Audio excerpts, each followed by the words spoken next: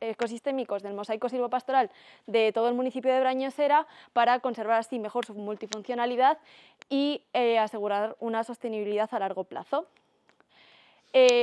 Fundación Biodiversidad es la entidad financiadora del proyecto, Fundación Santa María la Real y es la dirección del proyecto, y Fundación Ávila también colabora como la Universidad de Valladolid en un ámbito más social. Entre otras cosas, lleva una escuela de pastores, que es algo bastante interesante. Desde la Universidad de Valladolid nos encargamos de la dirección científica del proyecto y desarrollamos diferentes acciones. Para ponernos un poco en contexto, el municipio de Brañosera está al norte de Palencia y la zona en la que nosotros estamos llevando nuestros estudios en campo es el puntito ese rojo que veis ahí, que está justo en el límite con Cantabria. Nos encontramos con una problemática de la que llevamos hablando todo el día, que son los cambios en el modo de explotación ganadera, el abandono de la transhumancia y la caída demográfica, que han generado en todas estas zonas rurales una alteración del paisaje del mosaico que es muy importante. Por eso nuestras principales líneas de trabajo se agrupan en tres: conservar los bosques comunales, protegiendo a la biodiversidad y sus ecosistemas, mejorar la calidad de todos estos y contribuyendo así a la mitigación del cambio climático. Reducir el riesgo de incendios forestales con una implementación de prácticas de gestión forestal mucho más sostenibles y mejorando la estructura y la salud de los bosques. Y por último, mejorar las zonas de pastoreo, aumentando la disponibilidad y la calidad de los pastos e incrementando la productividad y la sostenibilidad en todo este sector. Dentro de las 28 acciones que engloba el proyecto, la Universidad de Valladolid realizamos 16, que podrían dividirse en tres grandes grupos. Un primer grupo de un diagnóstico de la situación inicial en la que nos encontrábamos para poder definir cuáles son las zonas en las que es más interesante llevar a cabo las actuaciones. No voy a entrar mucho en ello porque José os va a hablar de ello más adelante. Bueno, también es muy importante para nosotros identificar cuáles son estos suelos higroturbosos tan importantes, entre otras cosas por la captación de carbono que se lleva a cabo en ellos, y hemos realizado una serie de mapas y de identificación de en qué zonas podemos encontrarlos. Esta segunda parte de las acciones es la implementación de mejoras sobre esas zonas que hemos determinado que son las óptimas para llevar a cabo y poder evaluar qué mejoras vienen mejor y cuáles son más insignificantes en los pastos. Dentro de estas mejoras hemos seleccionado tres zonas de estudio: una zona de estudio herbácea, arbustiva y arbórea, y estamos llevando diferentes técnicas desde la aplicación de biochar, que es un carbón vegetal, hasta la resiembra con especies seleccionadas. En zonas de pasto tenemos dos zonas de estudio: una zona de pasto con pastos mesofíticos, en la que hemos llevado a cabo la implementación de biochar, además de la resiembra con especies seleccionadas, que podéis verlas aquí. Y en las zonas de pastos de puerto solo hemos realizado la implementación del biochar. En las zonas de matorral tenemos, siempre hay en todas estas zonas una parcela control para poder ver cuáles son las mejoras. En matorral hemos hecho una resiembra con triticale y solo un desbroce. Todo el biochar que estamos estamos introduciendo en estas zonas es una alternativa para el aprovechamiento de todos estos restos leñosos que se producen al realizar los desbroces y los clareos en zonas de bosque. Para poder evaluar cuál ha sido el efecto de estas mejoras en las diferentes zonas, hemos introducido unas jaulas de exclusión al pastoreo, que las hemos puesto en los diferentes puntos de los mapas que veis. Todos los puntos son jaulas de exclusión al pastoreo y así podemos nosotros sistemáticamente recoger todo lo que ha crecido debajo de esas jaulas a las que no ha accedido el ganado y poder comparar cuantificativamente cuáles son los resultados de todas las mejoras que estamos llevando a cabo. Las acciones 13, 12, 13 y 14 son una serie de acciones que evalúan el impacto de todo lo que estamos realizando sobre el ecosistema, desde el impacto en la flora, en la fauna, en los suelos que se han estudiado antes y después de todas las acciones, y también en la biodiversidad de polinizadores. Y por último, este tercer grupo de grandes acciones que os decía que llevamos a cabo es la instalación de sensores de datos que permiten una monitorización de datos climáticos y de modelos de crecimiento de diferentes especies a tiempo real. Hemos creado también una página web en la que todos estos datos se pueden consultar y a largo plazo para hacer estudios también es muy importante. Dentro de todas estas acciones, José os va a explicar las acciones 1 y 2, que son las que hemos hecho nosotros. Vale. ¿Tengo que dar algo? No. Ah. Dale. Disparo. Vale.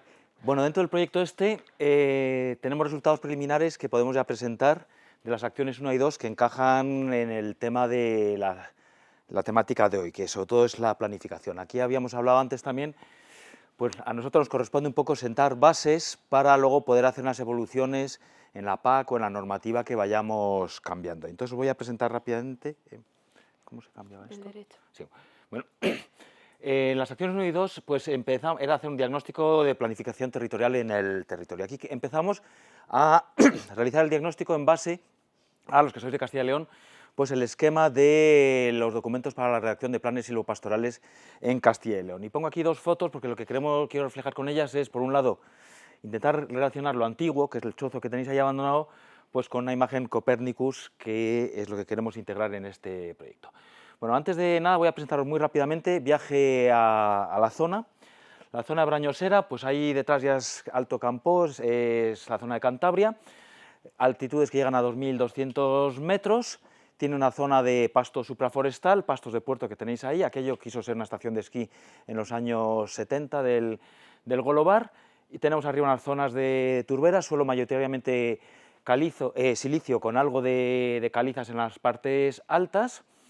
Tenemos una zona de matorral que aquí tiene una característica, lleva sin haber aquí un fuego desde el orden de fuego importante, 20 y algo años, y hay una muy marcada sucesión vegetal que se está produciendo en el momento que cesa el fuego, empieza a haber, por lo que comentábamos antes, discutíamos un poco, eso se mueve muy rápidamente en estas condiciones si no hay un agente renovador importante. Si bajamos un poco más hacia abajo, pues aparece también una zona de alrededor de 1.700 metros que alternan pastos empieza a haber ya la altura del arbolado, y la zona próxima al pueblo tampoco es diferente a cualquiera que tengamos aquí. Vemos los antiguos campos de cultivo, bancales que hay, bosques dominados por Pirenaica, Fagus silvática y Petraea. Estos terrenos, pues como todos, a partir del año 70, pues desaparece el cultivo de agricultura de subsistencia para tal. Matorral dominante aquí, de leguminosas no pinchudas, y en otra parte del término municipal aparece ya un matorral, ya mirando más hacia Cantabria, dominado por Ulex galli, que hemos hablado antes, que tiene unas condiciones un poco más no tan abruptas de terreno, que son, este sería el municipio en el que tenemos. Bien, vamos a pensar en redactar el plan silvopastoral de este terreno. Entonces, la primera, en Castilla y León se prescribe pues la herramienta básica para definición de unidades de vegetación es el mapa forestal. Entonces, el mapa forestal aquí lo tenemos y nos da unos polígonos homogéneos muy grandes para las zonas de matorral, afina muy bien con las zonas arboladas, pero en las zonas de matorral te da unos polígonos muy burdos, vamos a llamarlo así, ¿no?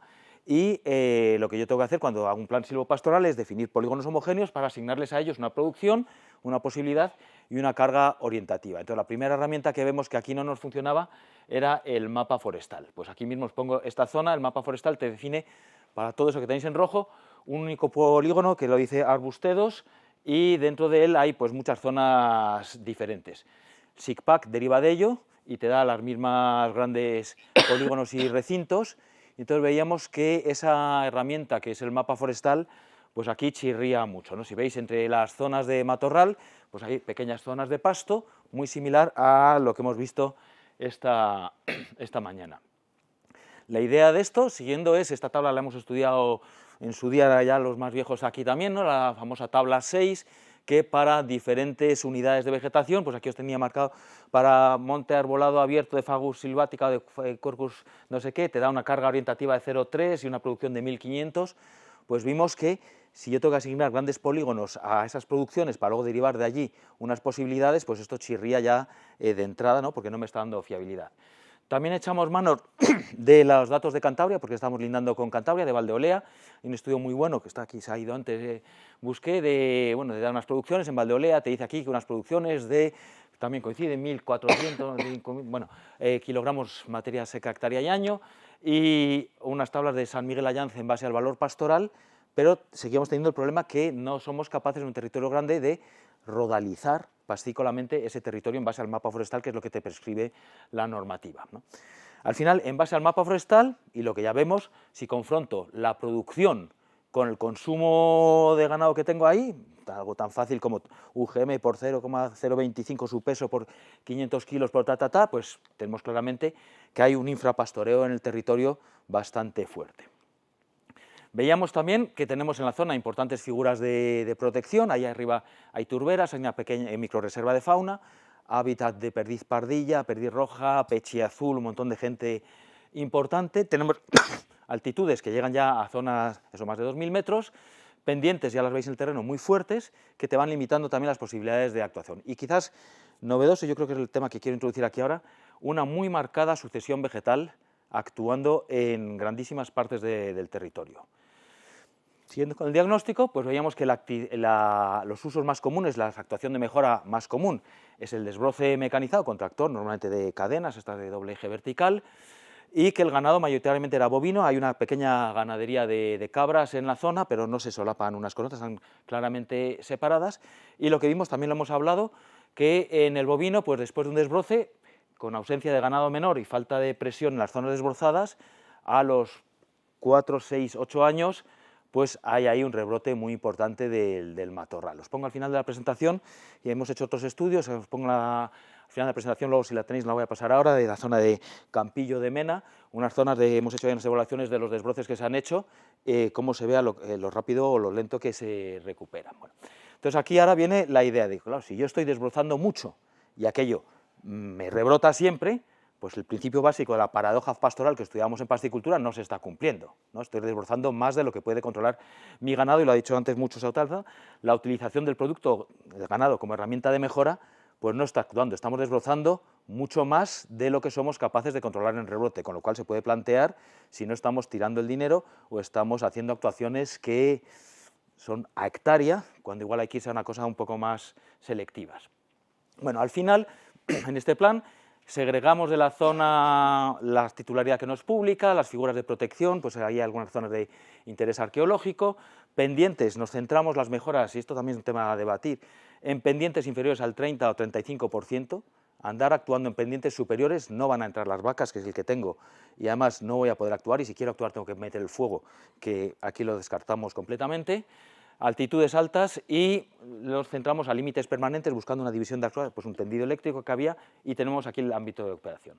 Entonces, en base a esto, planificamos y decimos, bueno, si la herramienta es el mapa forestal no me funciona, y vimos que aparecen en todas las zonas de matorral, hoy también lo hemos visto, importantes pequeños núcleos de pasto de gran calidad que aparecen en zonas de mejor suelo. En las fotos mismas que presentó Busqué aparecían pequeñas islas de pasto de gran calidad y querencia, en las cuales el ganado está yendo porque le mola estar allí, ¿no? Con lo cual ahí eso no se está materializando por la propia paradoja pastoral del profesor Ayué. Veíamos también que aquí en la parte de atrás pues hay una clara sucesión de matorrales que están siendo sustituidos por frondosas y vegetación, sucesión vegetal, ¿no? Tenemos también una muy importante función de paisaje, de protección, porque ahí, bueno, tenemos que evaluar desde la pardilla, si queréis, el más significativo, la liebre piornal, acentores, pechiazules, ¿no? Turismo y la lagarta. Entonces decimos, bueno, si la actuación común ahora mismo es desbrozar aquí atrás X metros cuadrados, hectáreas, que se van a matorralizar en 10 hectáreas, en 10 años, pues igual hay que cambiar un poco el enfoque, ¿no? Vemos que hay en el paisaje una configuración de micromosaicos pequeñitos, de pequeñas islas, en una gran matriz de matorral. Entonces, siguiendo con la idea de paradoja pastoral, igual tiene mucho más sentido plantear desbroces y mejoras en el entorno directo de las zonas en las que ya está yendo el ganado, frente a desbrozar la ladera enfrente, que se va a matorralizar en 2 años, en 5, ¿no? Entonces, en esta idea definimos un término similar a la silvicultura, decíamos, bueno, el núcleo de regeneración silvopastoral en el entorno al que proponemos actuar. En concreto, planteamos, pues alrededor de donde están esas son tudancas, unas actuaciones perimetrales, a modo de anillos, en las que yo tengo certeza que ahí está el ganado. Entonces, voy a tener mucha más garantía que si desbrozo aquí, ese propio ganado me va a contribuir a mantener esa zona, que si me pongo a desbrozar ahí enfrente, ¿no? Entonces, definimos un tipo de actuación puntual, selectiva, se descartan grandes actuaciones areales y entre un núcleo de estos y otros planteamos, también lo hemos visto esta mañana, pequeños corredores de desbroce manual para poder facilitar, ¿no? Generar un pequeño paisaje en mosaico. Sería esto lo que estamos planteando. Una actuación en anillos, concéntricos, entre comillas, alrededor de las zonas que ahora mismo tienen presión ganadera, para tener mayor garantía de que ese ganado me va a controlar el rebrote allí, ¿no? Y, que os pongo un ejemplo, pues entre esos pequeños núcleos genero aquí un pequeño corredorcito, una calle, para acceder el ganado allí. Entonces estoy planteando unas actuaciones en hectárea, que ya no, igual no me va a costar las 800 euros que cuesta una hectárea de dificultad alta en la zona, sino un planteamiento diferente, ¿no? Serían esas tres zonas, o sea, en lugar de desbrozar aquí, desbrozo aquí, aquí, aquí, y genero, creo que viene ahora el dibujito, bueno, el problema que teníamos es, bueno, en un monte pequeño, esto yo lo puedo digitalizar directamente sobre el terreno, pero si quiero hacer una cosa a nivel cordillera, a nivel más grande, pues igual aquí se me escapa, porque además el mapa forestal no me sirve. Y ahora viene, frente a la paradoja pastoral, viene pues el Copernicus. Resulta que el NDVI, que ahora mismo te lo bajas directamente del Copernicus, te vuela cada dos veces por semana, te vuela el territorio. Entonces, buscando eficientemente, bueno, tienes que usar en qué día quieres descargar la imagen, pero aquí vimos que a partir de segunda semana de julio a agosto, cuando ya se ha realizado la siega y cuando empieza a secarse un poco el pasto, canta tremendamente las zonas de los núcleos de... Entonces, bueno, hicimos una primera clasificación del territorio raster en base a los valores normalizados del NDVI, que van de 0 a 1, ¿no? Y bueno, y te sale un pequeño telesquí y los marca bastante bien. Fuimos un poquito más, definimos una serie de polígonos de control para los que definimos el NDVI, hicimos una estadística zonal y al final, ajustando a una distribución normal, vemos que en esta zona, con unos valores de NDVI, esos que tenéis ahí, pues puedo hacer una clasificación raster que me clava la zona. Y la propuesta de gestión que estamos trayendo ahora es, olvidémonos quizás tanto de la hectárea, de tratamiento más areal, sino centrarnos un poco más en, alrededor de estos núcleos, plantear ahí la actuación de mejora. O sea, puro mezcla de conocimiento secular de más vale campa roída que mata florida, pues sería esta la idea. Aquí os ponemos, esas son las cabras que llevó ahí la Fundación Ávila de la Escuela de Pastores, y en la parte de atrás, pues pequeñas actuaciones, tal. Entonces, asumir que la cabra aquí va a volver, pero muy textualmente, y ahora tengo una serie de vacas que van a ir, que no se dejan pastorear, pero sí se dejan mover, y si yo le pongo la actuación, desbrozo aquí un poquito, aquí otro poquito, aquí otro poquito, porque ya están allí, porque precisamente esa pradera mollar que dicen en Gredos o en otras zonas, ya están ahí hay una zona de querencia, pues intento ampliar esa superficie. Estoy buscando, como pongo a la izquierda, principio secular con una tecnología más moderna, ¿no? Es actuación puntual, selectiva y favorecedora de una estructura en mosaico, ¿no? Buscando pues que eso se puede desbrozar mecanizadamente, selectivamente, más corredores de acceso, ¿no? Y buscar que sea el propio ganado el que te mantenga esto. Conceptualmente, sería un poco, para los que somos de selvicultura, pues a un tratamiento por bosquetes en el que vas agrandando uno a otro, incluso conceptualmente también dentro de una gran masa, el árbol a favorecer en una clara selección de árboles de porvenir es el que yo quiero favorecer. En lugar de hacer arealmente hectáreas, voy buscando picotear y pongo abajo en las calles de saca, sería conceptualmente pues esos corredores que tienes que buscar entre una zona y otra, ¿no? El protocolo, pues entendemos que es fácilmente replicable, ya si tienes una clasificación raster y vectorial es fácilmente monitorizable, ¿no? Y buscamos un concepto diferente, ¿no? En lugar de plantear aquí la hectárea, pues un concepto de ir un poco más a selectivo, que ahora mismo lo podemos hacer con la tecnología que tenemos, ¿no? Que antes no era quizás más complejo, pero ahora mismo lo tenemos, ¿no? Y aquí esto, y aquí os pongo, bueno, para recordarlo, pues está en el diccionario de la Real Academia de Ingeniería la definición de profesor Olivier de paradoja pastoral. Y luego en la presentación os pongo aquí, lo podéis ver ahí, en Campillo de Mena, la evolución desde el año, ¿de cuándo lo tenemos hecho? Perdón. Del año 91, pues ahí se empezaron a hacer desbroces y se puede ver muy bien cómo evoluciona el pastizal, un poco una zona que tiene mucha suerte, porque ahí hubo el Alto Zarama, hay muchísima fotografía en esta zona. Y eso es. Y esta es la idea, o sea, un cambio de paradigma estamos planteando, ¿no? Frente a la hectárea, ir a buscar a cosas más selectivas.